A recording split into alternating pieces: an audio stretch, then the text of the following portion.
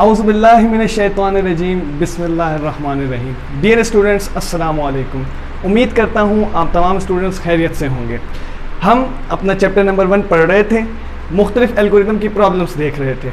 आज जो हम पढ़ेंगे वो हमारी होगी प्रॉब्लम नंबर 6। तो सबसे पहले इसकी स्टेटमेंट देखते हैं। स्टेटमेंट है हमारे पास रीड मार्क्स एम, यानी उसने हमें प्रोग्राम में वेरिएबल का नाम दे दिया कि वेरिएबल m में आपने मार्क्स एंटर करने हैं, यूज़र से लेने हैं, इनपुट लेनी है, और उसके बाद जो मार्क्स यूज़र ने एंटर किए उसको आपने टेस्ट करना है। टेस्ट करने के बाद आपने ये जो उन्होंने ग्रेडिंग स्कीम दी हुई है ये आपने स्क्रीन पे प्रिंट करनी है। स्कीम क्या है कि अगर marks greater than equal to 80 and less than equal to 100 हो तो आउटपुट पे आए A1।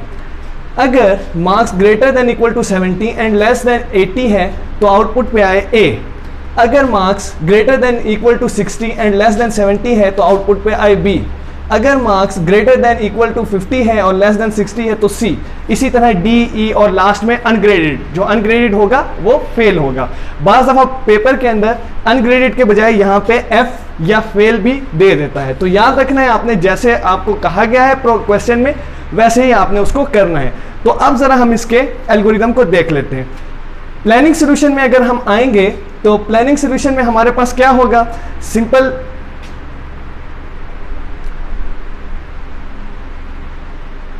एल्गोरिदम, पहले एल्गोरिदम फिर आगे फ्लो चार्ट। तो जब तक हमारा एल्गोरिदम आता है तो वहां पे हम थोड़ा सा उसको डिस्क्राइब कर लेते हैं कि प्लानिंग द सोल्यूशन में हमारे पास क्या आएगा। थोड़ा सा जूम करें।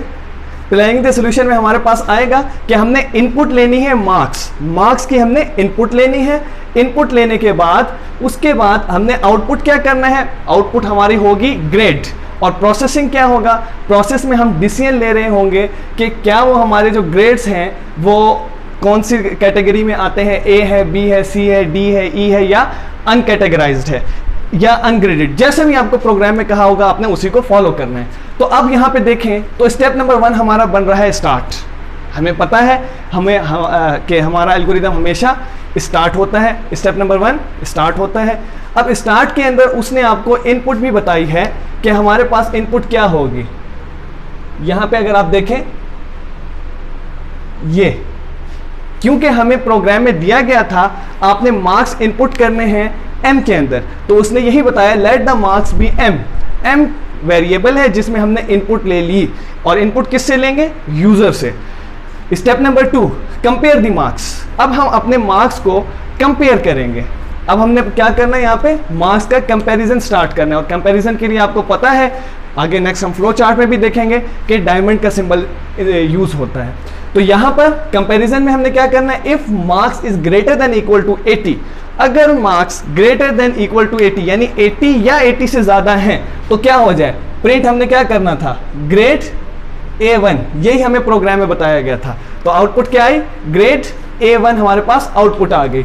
अगर नहीं है, अगर हमारे पास वो जो हमारे कंडीशन टेस्ट की ये वाली condition marks greater than equal to 80 नहीं है तो फिर क्या होगा, फिर यहाँ पे अब हमने लिखा है गो टू स्टेप, हमारे पास लिखा हुआ है गो टू स्टेप 4।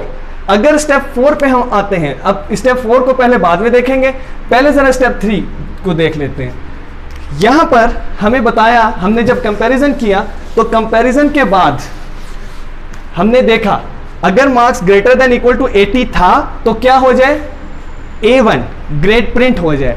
अभी हम बात करेंगे कंडीशन हमारी ठीक थी, इसलिए इससे आगे की लाइन अभी फिलहाल नहीं पढ़ेंगे। अभी यहां तक हम बात कर रहे हैं कि अगर 80 से ग्रेटर थे या 80 के इक्वल थे तो क्या होगा, A1 प्रिंट हो जाएगा। और उसके बाद हमने आना है गो टू स्टेप 13।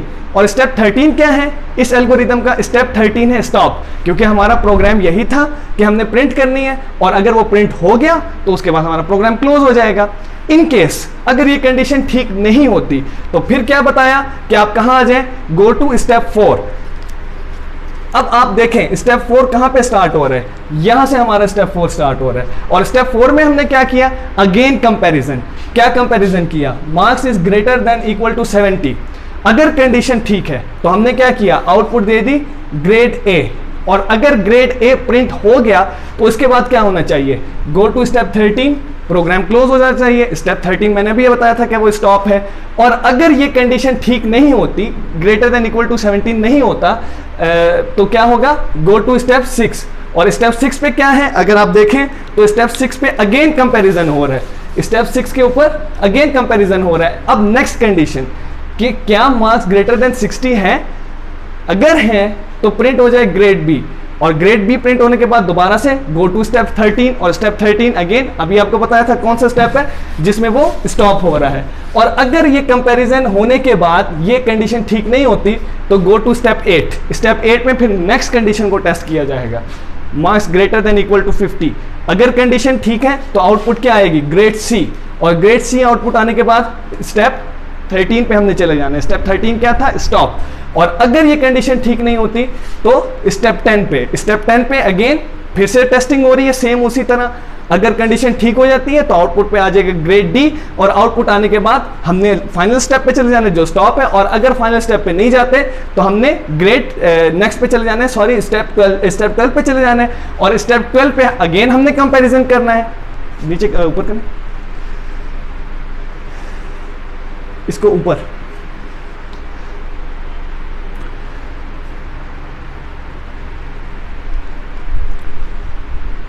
नीचे लाए, नीचे।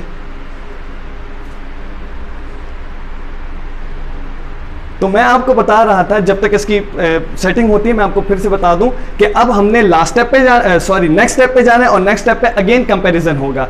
अगर हम देखें तो हमने सारे काम वहां पे कर लिए, grade A plus grade A, grade B, grade C तक हम चले गए, डी तक चले गए, और फाइनल हमारे पास था अनग्रेडेड। अगर आपको पेपर में दिया होगा कि आपने वहां पे फेल प्रिंट करना है तो हम फेल प्रिंट कर देंगे, और अगर अनग्रेडेड हुआ तो हम अनग्रेडेड को प्रिंट कर देंगे। थोड़ा ज़्यादा ऊपर चले गए, थोड़ा सा नीचे, थोड़ा सा और, बस। तो अब यहां पे देखें स्टेप 12 पे अब हमारे पास क्या आ रहा है, हमने क्या किया, if marks is greater than equal to 33, अगर 33 से ज्यादा या 33 के इक्वल हैं तो प्रिंट कर दे ग्रेड ई, अदरवाइज प्रिंट अनग्रेडेड। कि अब क्योंकि ये हमारे पास लास्ट कंडीशन थी, तो लास्ट कंडीशन में हमने देखा अगर 33, क्योंकि 33 वाला भी पास होता है, तो 33 या 33 से ज्यादा है तो हम ग्रेडेड प्रिंट कर देंगे, और अगर ये कंडीशन ठीक नहीं होती तो हम अनग्रेडेड प्रिंट कर देंगे। अब इस जगह पे अनग्रेडेड की जगह बाज दफा एग्जाम के अंदर आपको दिया जा सकता है कि यहाँ पे आप एफ या फेल प्रिंट कर दे, तो जो लिखा होगा आपने उसी को यहाँ फॉलो करना है, और ई प्रिंट हो या अनग्रेडेड प्रिंट हो।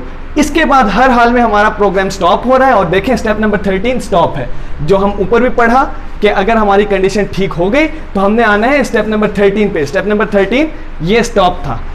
इसके बाद हम इसका फ्लो चार्ट देखते हैं। फ्लो चार्ट यकीनन हम बहुत टाइम हो चुका है, 3-4 प्रॉब्लम्स भी हम सॉल्व कर चुके हैं। आपको फ्लो चार्ट के सारे सिंबल यकीनन आपको आ गए होंगे, नहीं आए तो ज़रूर आप उसे देखें, क्योंकि इसके बगैर आपको फ्लो चार्ट समझ नहीं आएगा। और याद रखिए कि पेपर में कोई ना कोई एक फ्लो चार्ट ज़रूर आता है। यहाँ पर अगर हम इसे देखें अपने फ्लो चार्ट में, तो फ्लो चार्ट में देखें उस प्रोग्राम को, हमें पता है सबसे पहले क्या होता है, प्रोग्राम स्टार्ट होता है। यहाँ पे हमारा प्रोग्राम क्या हो रहा है, स्टार्टिंग के लिए हमारे पास ओवल का सिंबल होता है।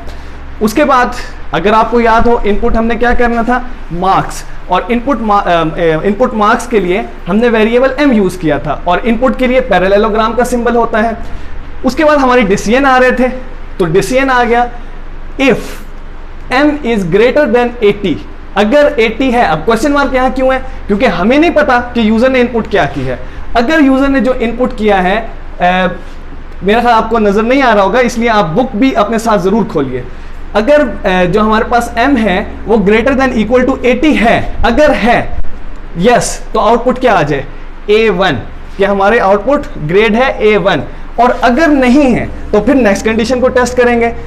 नेक्स्ट कंडीशन में भी अगर marks greater than equal to 70 है तो आउटपुट आ जाए A, नहीं है तो फिर नेक्स्ट कंडीशन पे आ जाएंगे।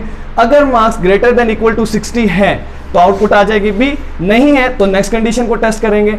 अगर marks greater than equal to 50 है तो आउटपुट आ जाएगी C, नहीं है तो उसके बाद नेक्स्ट कंडीशन को टेस्ट करेंगे।